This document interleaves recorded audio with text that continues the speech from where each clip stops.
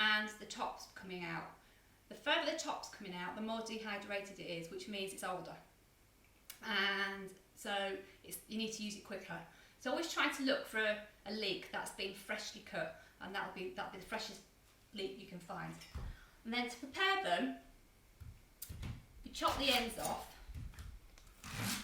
and then what I do, from the white end, I chop down like that, and then you wash it from the white end down. If there's any grit, you can get it all out. If you're not into carbs or you haven't got any pasta sheets, if you cut the leek halfway down and open it up, you can use them as pasta sheets.